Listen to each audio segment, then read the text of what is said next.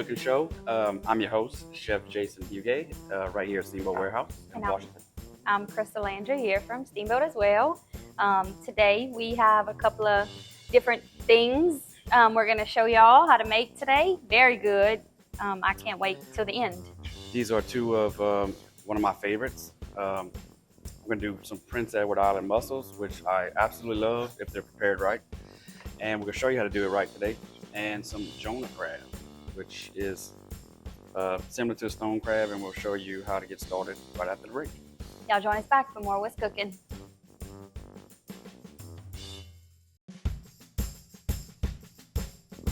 Welcome back, everybody, to the What's Cooking show. Like we said, we have some Prince Edward Island mussels. Jason's going to show y'all how to get started with that. Okay, so here we have our Prince Edward Island mussels. I'm going to show you what to look for and what you want, what you don't want. So basically, I took these mussels that come in a 5-pound sack, and see how these are nice and closed. I cleaned them, ran some cold water on them. That's what you're looking for. So when you're going through your mussels, if you ever get your hands on some, these are the ones you want. You don't want this one either. If they're open, what you can do is just kind of tap them. If they're open slightly, you tap them and see how it's closing back up. It just closed back up. That means it's still alive. So these are what you're looking for. These are going to be the ones that we're going to actually cook for the show today. So put that on the side for just a second. I'm going to show you what you don't want. These, I actually went through this little sack of mussels this morning. You don't want this. This will make you sick. It's happened to me before in a local restaurant. I'm not going to say no names. But see, these are all open, and if you knock them like that, oh, he's good. Okay. This is also what you don't want. This is called the beard. So what you want to do is take your little knife and remove it. It won't hurt you. It's just not something that you want in your mouth. This is what they use to stick to the, I don't know what you call them, the cluster of, they grow in like oysters in clusters. So this is what they use. The troop. So once again, see this one, you can tap this one all you want. It's dead. If you eat it, it could make you sick. It's not like a crawfish where if it's dead, you can actually eat it. It won't hurt you. If it's dead before you boil it.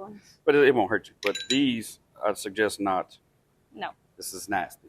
So if you ever get some mussels like this, you want to go through them and do all that. So, okay, so let me turn this down a little bit. So we have some real unsalted butter. You want to use this for sure. You don't want to substitute with margarine, not no country crock out of the container. You want real butter. You can use the sticks. You can use the whole pound solid. So we got our butter rolling. What we're going to do is add some garlic. Now this is just minced garlic, and I suggest putting a lot of garlic. Can't never have too much garlic. I love garlic. Well, it's possible, but it's tough for me to have too much garlic. See? Prime example. This dish needs mostly 3 ingredients that make it delicious. Butter. Obviously, everybody knows that butter's a great item. It's delicious. Butter makes everything better, right? Garlic, which butter and garlic together is just amazing. Mm-hmm. But what makes this dish so good is the third ingredient, which is the white wine. My favorite. I like to use a Chardonnay.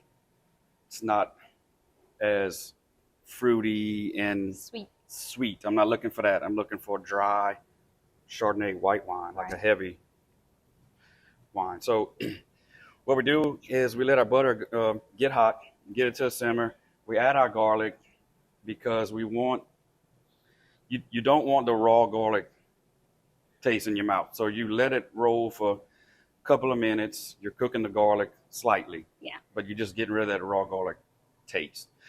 So I usually let this go for a minute or two. And so the last step, well, that's not the last step, but Slow down. okay, so Back one up a of little the bit. final steps is the white wine. And what makes this part of the dish so important is the proportions of your wine, garlic, and butter. If you hit the portions correctly, it's perfect. And I wish I could taste this at home. At least we will. But so, okay, our garlic has gone a few minutes. I'm gonna turn that off. And so, what I want to do is add this white wine to it, and it's gonna actually start to cool off our butter mixture. And normally, I would let this cool off for maybe 20, 30 minutes before I do this next step, only because I like the parsley. It's our last ingredient, but I like the parsley green and vibrant. I don't. If you put Fresh. it in there, yeah. If you put it in the hot butter, it's just going to turn a dark brownish, ugly color. But anyway, It all for tastes show the same. purposes, we're going to Yeah. put a lot of parsley. Mhm. Preferably flat leaf Italian parsley is what you're going to want to use, because it has a lot more flavor than that curly parsley that you buy in the store. And that's it for the butter sauce. Very simple. Okay, you set this aside. Now, next step. We're gonna scoop.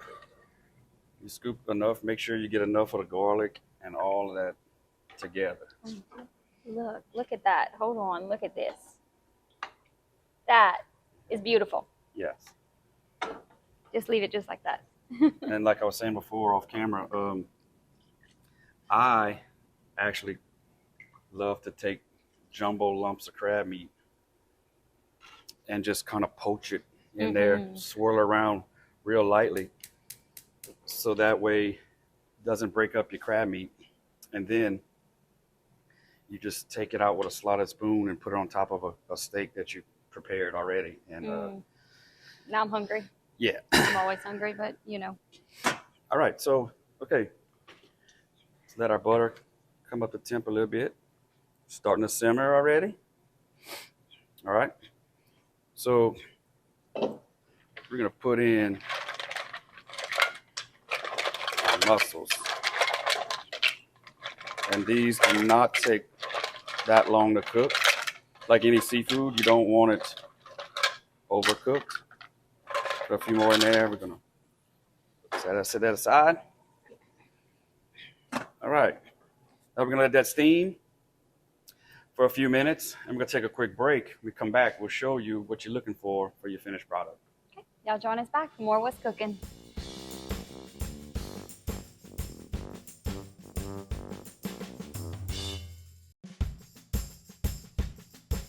Welcome back, everybody, to the What's Cooking show. We have our mussels going. They should be almost done, I'm Yes, ma'am. thinking.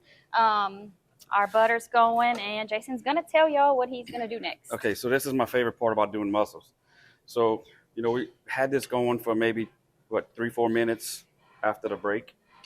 The smell.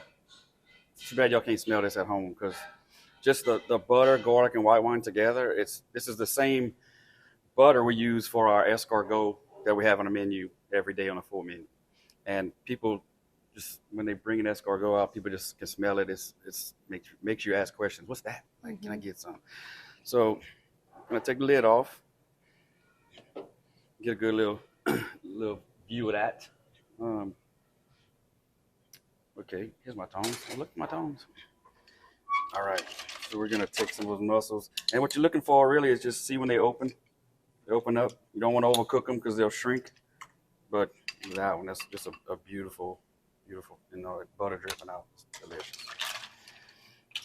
So I'm just gonna take some, and some of those mussels are going to have some of that butter.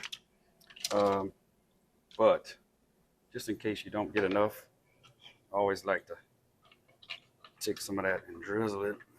That's good. That's good. All right.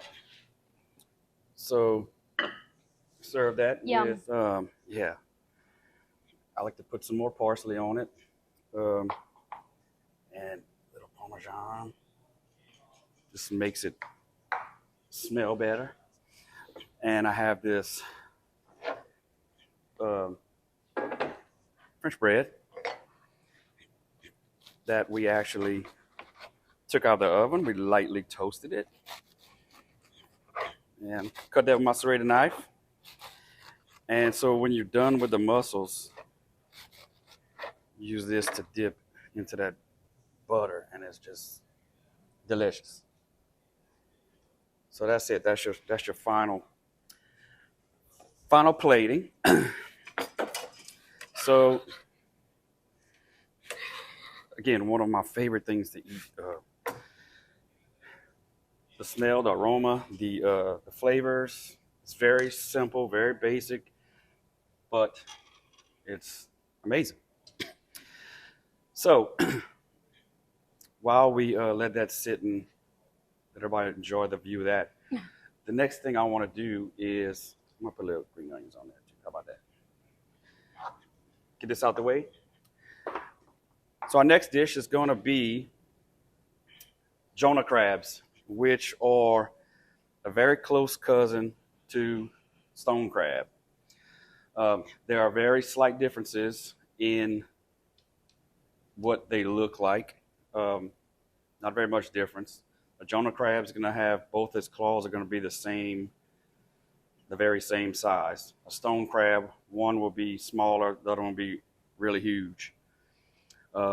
So legally, they pop off one claw, throw them back, stone crabs that is, and you get one claw per crab. Jonah crab is not the same. You can harvest them, the whole crab if you want to. So they also are very similar in flavor, taste, texture, and all that stuff. Mm-hmm. So really quickly, I want to show you what we're going to serve our crab claws with. This is called clarified butter. So if you see our butter right here, we have it on a simmer. And what you want to do is you simmer it, and all this white stuff at the top, you want to remove. And it's going to take you a little time, because once you take some of that out, you're going to see more come to the top. What this is milk solids from the actual butter that you're removing. What it does is it gives the butter a deeper, richer flavor. It gives it a higher smoke point, and it gives it a little bit darker color. Smoke point meaning whenever you use it to saute something really quickly, it doesn't burn. It won't burn like if you just use a regular butter in the pan. So what we're going to do is we're going to get our pot ready for our Jonah crab. And how we do that is we're going to crank it up a little bit. We're going to cut one lemon. So while you're cutting those lemons, let me tell everybody, I know the phone numbers this week. Oh, yeah. And if I Googled it at the commercial break, too, I would have remembered. So anyway, most of the ingredients that you see here, you can get at your local Piggly Wiggly and Cash Saver. 8410 Highway 182 North and 1305 Heather Drive. And the phone numbers, 948-9427 and 948-8199. All right. Yes, it is. Okay, I'm just kidding. It is right. Oh, another cheat sheet. That's awesome. If y'all don't see anything here that y'all need, just ask them. Like we say all the time, they'll be more than willing to. And happy to help you get what you need. Correct. So check them out. What I'm adding right now is my favorite seafood boil, which is Ort's seafood boil that is made locally at Targio. They have all the seasonings you like, butcher supplies, bacon supplies, all that stuff.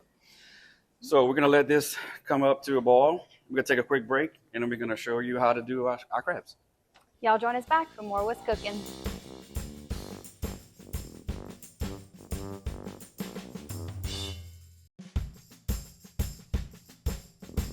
Welcome back, everybody, to the What's Cooking Show. As you can see, we have our mussels. They're done. We have our pot rolling with our seafood boil. And Jason is going to show y'all what he's going to do next. All right. So these Jonah crabs come already scored.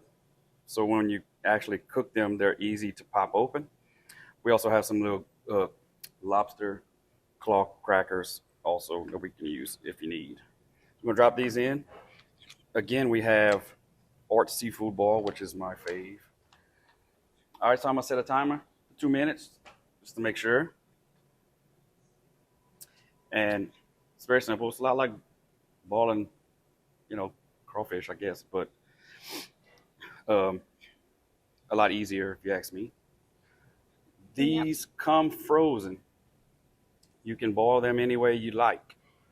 It could be frozen from the frozen state, or you can do it. I actually did these both ways. You can actually defrost them and do them that way.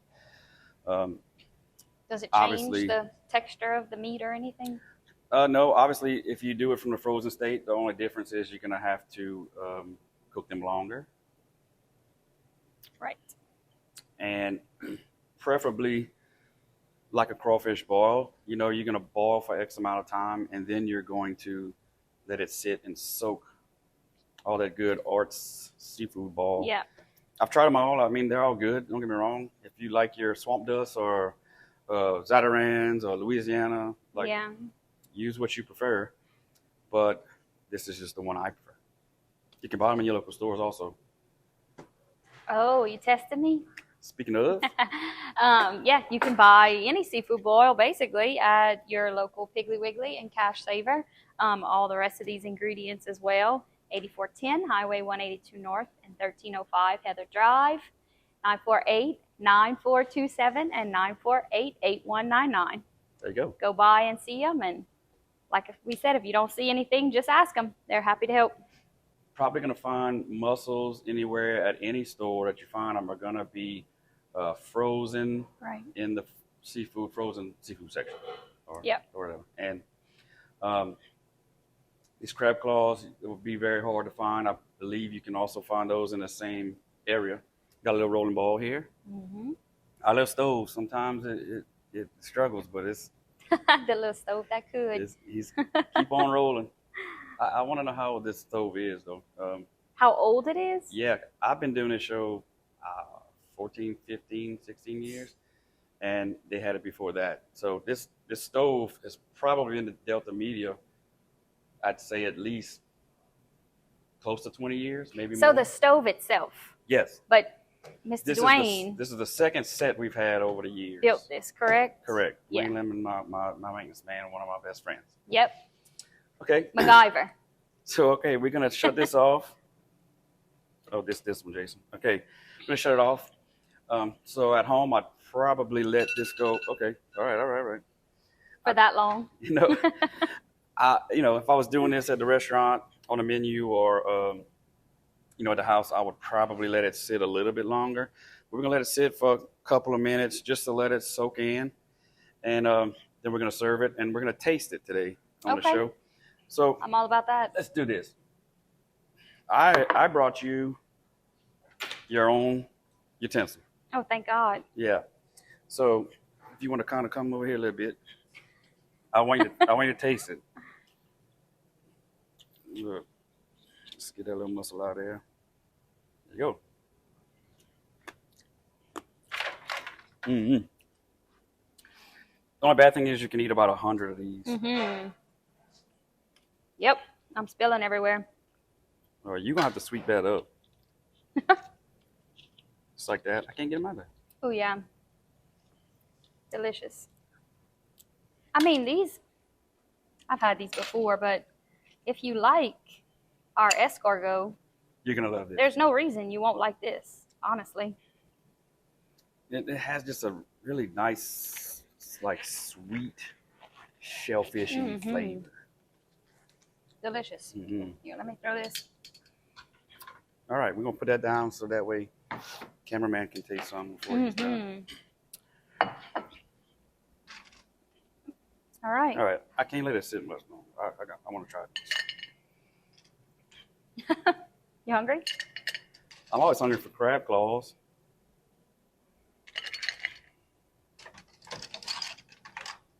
If you've never had stone crab or Jonah crab, go find you some.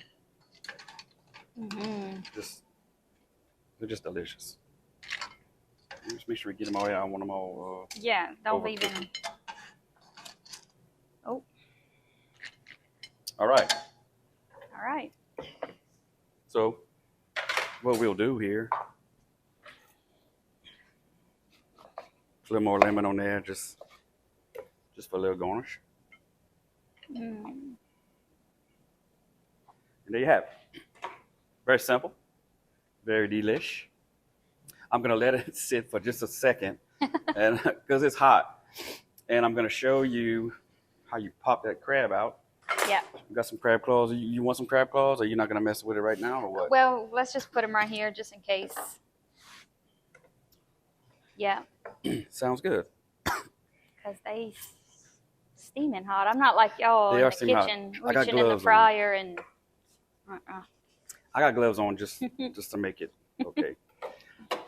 Okay. So here's your clarified butter. You can just see the difference in the butters. Yeah, it's clear. Just clear as day. So clear. And what you're gonna do is serve that like that with the clarified butter. So, okay, you see the score. Let me do it this way. Bam.